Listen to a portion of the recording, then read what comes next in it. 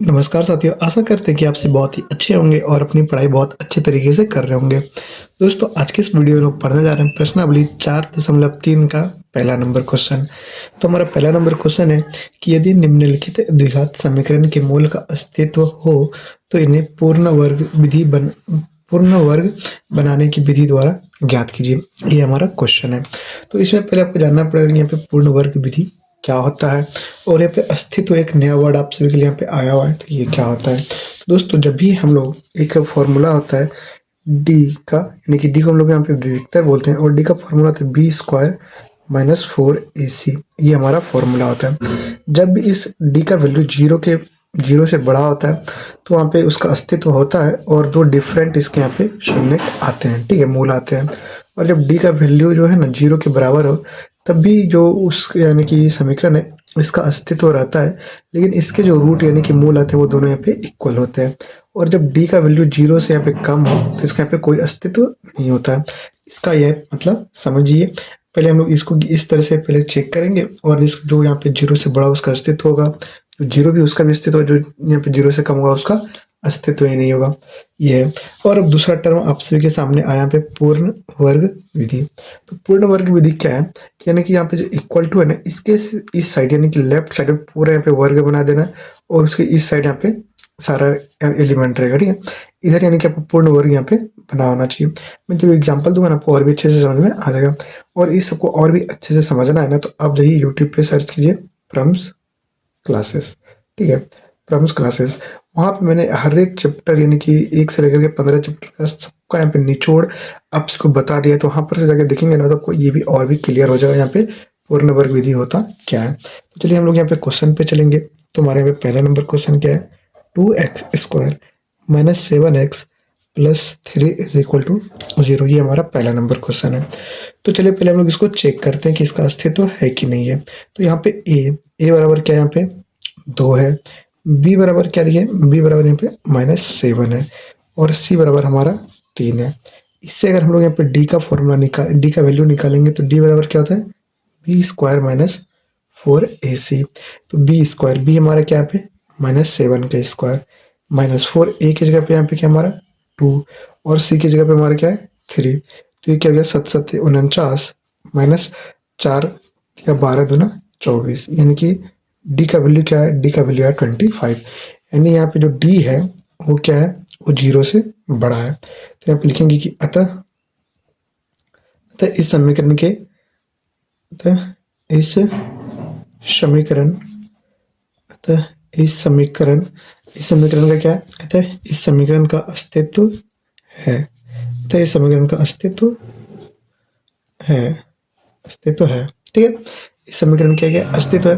और जब डी का वैल्यू यहाँ पे 0 से बड़ा हो, तो मैंने आपको बताया कि इसके यहाँ पे 2 हल निकलेंगे, और दोनों और समान हल निकलेंगे। अगर इस समीकरण का यहाँ पे अस्तित्व है तो क्वेश्चन में देखिए क्या गया, जब इसका अस्तित्व हो तो उसको पूर्ण वर्ग विधि से सॉल्व कीजिए। चलिए इसको पूर्ण वर्ग विधि से सॉल्व करते हैं। तो हमारा इक्वेशन क्या है? 2x square minus 7x plus 3 is equal to 0। ये हमारा इक्वेशन है।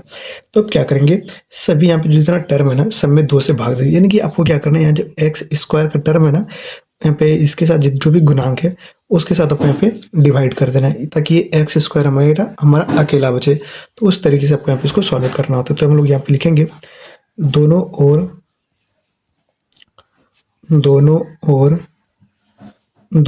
ओर के सभी पक्षों में, दोनों ओर के सभी पक्षों में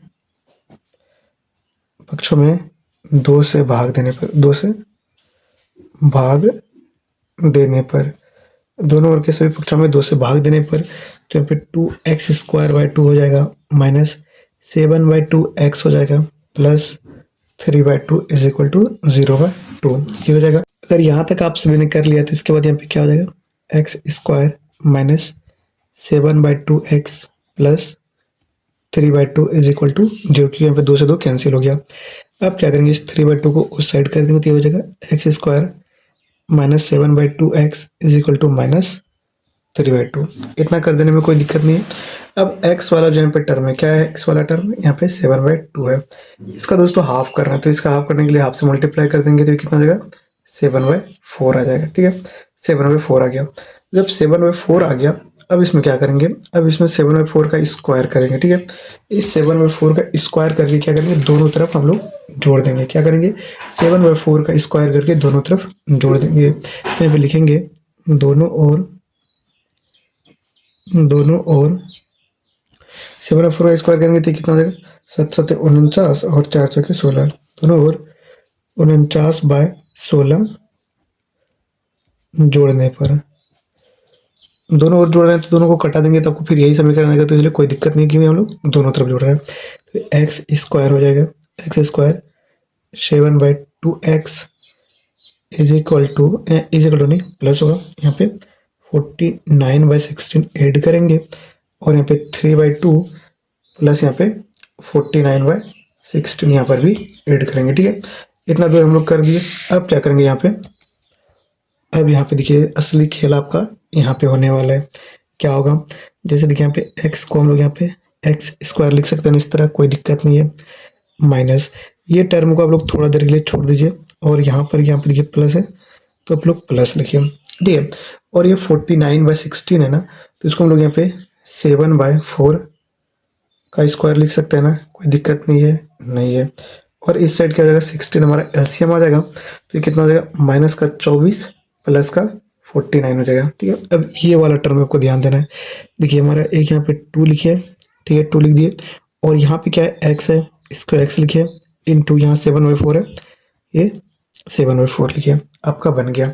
यही दोस्तों बीच वाला जो टर्म है, यही आपको फाइंड आउट करने में जो प्रॉब्लम होता है वही आपको यहाँ पे जानना है। क्या करना है, पहले सबको यहाँ पे एक्स वाला जितना टर्म है उसको अकेले करना है, और फिर जो हमारा यहाँ पे बचेगा उसका हाफ करके उसका स्क्वायर करके दोनों तरफ जोड़ देना है।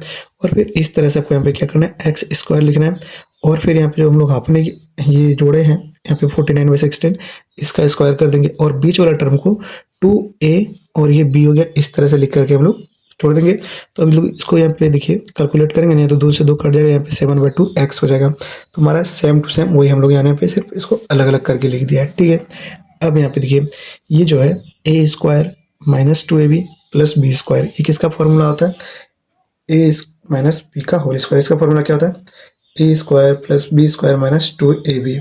तो ये ना a² plus b² minus 2ab, तो ये हो जाएगा क्या, x माइनस b क्या हमारा 7/4 का होल स्क्वायर, ये हो जाएगा इज इक्वल टू 25 में 49, यहाँ पे 24 में 49 आएगा, कितना हो जाएगा 25, ये हमारा 16 ये आ गया। ठीक, अब देखिए x माइनस 7/4, इधर स्क्वायर है तो उधर जाएगा तो कितना हो जाएगा रूट में 25/16। अब यहाँ पे देखिए यही मैंने आपको बोला था कि बराबर के इस साइड आपको यहाँ पे वर्ग यहाँ पे स्क्वायर करना होता है, वर्ग बनाना होता है, ये होता है पूर्ण वर्ग विधि। तो यहाँ पे इधर वर्ग बन गया, इधर देंगे तो हमारा ये रूट 25/16 आ गया। ठीक है, अब इसको हम लोग सॉल्व करेंगे तो क्या हो जाएगा, x minus 7/4 is equal two plus minus 5/4, ये आ गया, क्या आ गया प्लस माइनस 5/4। अब आगे चलिए हम लोग यहाँ पे अब x इज इक्वल टू लिखेंगे, x इज इक्वल टू ये माइनस 7/4 को उस साइड देंगे तो यहाँ पे प्लस माइनस 5/4, यहाँ पे माइनस हो जाएगा तो प्लस में 7/4 हो जाएगा। ठीक है, अब यहाँ पे देखिए हमारा 4 क्या आ गया, 4 एलसीएम आ गया, तो यहाँ पे प्लस माइनस 5 प्लस 7 ये आ गया।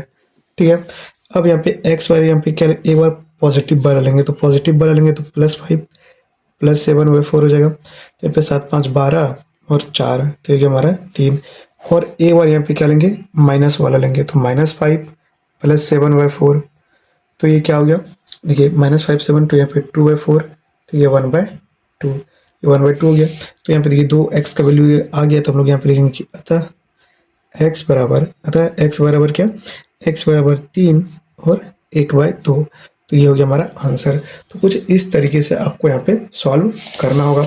यहाँ पे दूसरा क्वेश्चन, ठीक है, यहाँ पे पहला नंबर, यहाँ पे 4.3 का पहला नंबर क्वेश्चन। ठीक है, इस तरीके से आपको यहाँ पे सॉल्व करना होगा पूर्ण वर्ग विधि से, अगर आपको यहाँ पे सॉल्व करने बोलेगा तो दोस्तों आज की इस वीडियो में इतना ही। मिलेंगे अगले वीडियो में जब हम लोग इसके यहाँ पे क्वेश्चन नंबर 2 पढ़ेंगे। तब तक के लिए मैं आपसे भी विदा लेता हूँ। जय हिंद।